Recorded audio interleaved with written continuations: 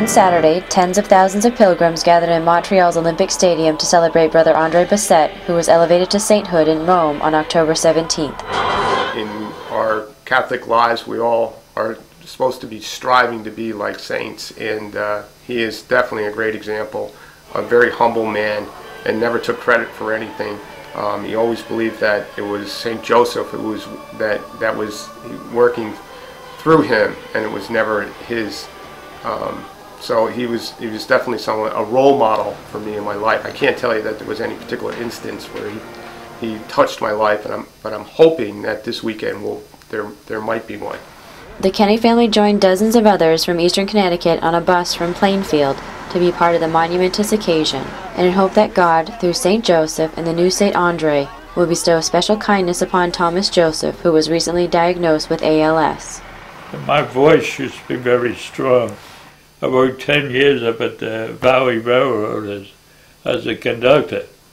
So I used to give the big on board. Well, I'm looking at it as a pilgrimage, as Catholics do, and in pilgrimages, you're never sure what might happen. So we're going in good faith and hope.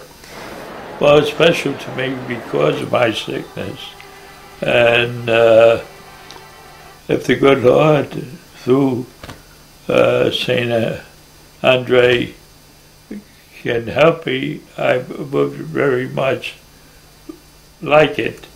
A cure would be great, but if I don't get it, I'll be all right too. Brother Andre Bessette was an impoverished and poorly educated man who worked in the mills of eastern Connecticut for 4 years in the 1860s. He would later return to visit his family, but by then he was known as Brother Andre of the Congregation of Holy Cross. His reputation for being the healing hands of St. Joseph grew, and by his death in January of 1937, millions worldwide knew of the humble lay brother.